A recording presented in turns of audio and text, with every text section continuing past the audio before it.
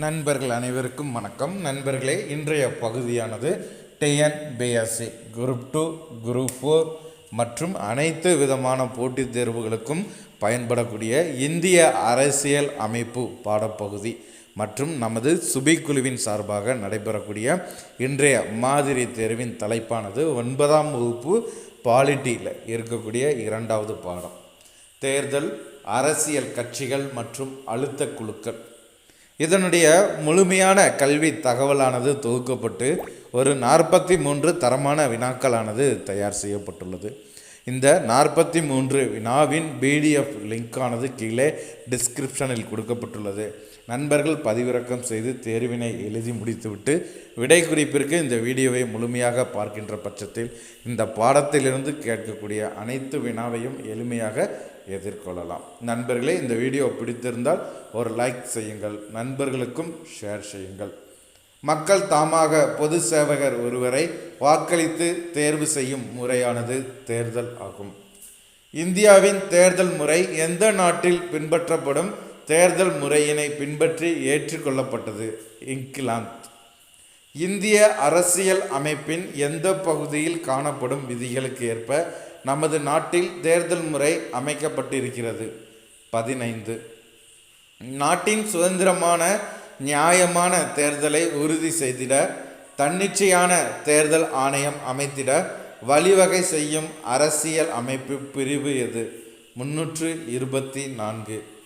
கீழ்கண்டனவற்றுள் சரியான கூற்றினை தேர்வு செய்க. தேர்தல் ஆணையர் ஒரு தலைமை தேர்தல் ஆணையரையும் 2 தேர்தல் ஆணையர்களையும் உள்ளடக்கியுள்ளது. பாராளுமன்ற தேர்தல் சம்பந்தமான வாக்காளர்களின் பட்டியல் தயாரித்தல், தொகுதிகளை வரையறை செய்தல் உட்பட விவகாரங்களை பெறுவதற்கு சட்டங்களை நாடாளுமன்றம் இயற்றலாம். இரண்டுமே சரியானது. Option C. தமிழ்நாட்டில் யாருடைய காலத்தில் குடவோலை என்னும் வழக்கப்படி கிராம சபை உறுப்பினர்கள் தேர்ந்தெடுக்கப்பட்டனர்? சோழர்கள், அதுவும் பிற்கால சோழர்கள். மாநில சட்டசபை தேர்தல் சம்பந்தமான வாக்காளர்களின் பட்டியல் தயாரித்தல், தொகுதிகளை மறுசீரமைப்பு செய்தல் போன்ற இந்த வினாவு பகுதியை உள்ளடக்கியது மாநில சட்டசபை. தேசிய அளவில் அரசாங்கத்தின் தலைவர் பிரதமர். இந்திய பாராளுமன்றத்தில் எந்த அவையில் உறுப்பினர்கள் மூலம் பிரதமர் தேர்ந்தெடுக்கப்படுகிறார்? லோக்சபா. இந்தியாவில் தேசிய வாக்காளர் தினம் எந்த நாளில் கொண்டாடப்படுகிறது? ஜனவரி 25. நோட்டா என்பதன் விரிவாக்கம் என்ன? நான் ஆஃப் த அபோவ். இந்திய தேர்தல் நடத்தை விதி என்னும் சட்டம் கொண்டுவரப்பட்ட ஆண்டு எது? 1961. இந்த சட்ட விதியின்படி சட்டத்தின் எந்த விதியின் அடிப்படையில் நோட்டா முறையானது விவரிக்கப்படுகிறது? 49 ஓ. ஆப்ஷன் கொடுக்கல. 49 ஓ. இந்தியாவில் எத்தனை வகையான தேர்தல்கள் நடைபெறுகிறது? 2 தேர்தல், நேரடி தேர்தல், மறைமுக தேர்தல். அதுக்கு முன்னாடி இருக்கக்கூடிய 14வது வினாவிற்கு நோட்டா எப்பொழுது பயன்படுத்தப்பட்டது? 2014. அடுத்த வினாவிற்கு விடையானது குடியரசுத் தலைவரை தேர்ந்தெடுக்கும் தேர்தல். இது பார்த்திங்கன்னா மறைமுக தேர்தலில் வரும், அதனால் ஆன்சராக வந்திருக்கு. அடுத்தபடியாக ஆப்ஷன் சி, பாராளுமன்ற இரு அவையில் நியமிக்கப்படும் உறுப்பினர்கள் மூலம் என்பது தவறு. அடுத்து பொறுத்துக. இதனுடைய விடை குறிப்பானது ஆப்ஷன் பி, 3, 4, 2, 1. ஒரு கட்சி ஆட்சி முறை, சீனா, கியூபா, சோவியத் ரஷ்யா, அந்த இதை அப்படியே ஃபாலோ பண்ணிக்கோங்க.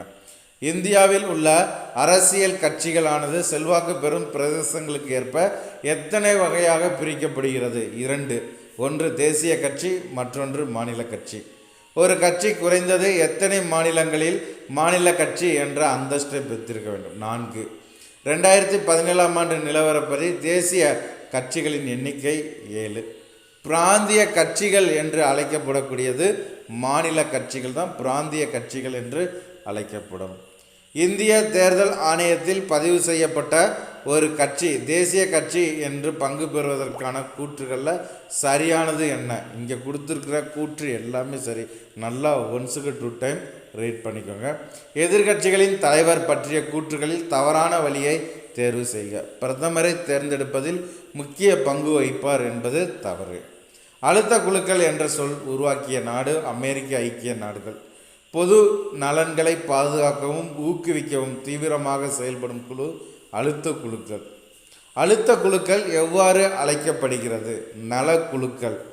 அழுத்த குழுக்களின் கூற்றுகளில் தவறானது ஆப்ஷன் டி. வளர்ச்சி அடைந்த நாடுகளில் தவறானவற்றை தேர்வு செய்ய. பிரிட்டன் என்பது தவறானது.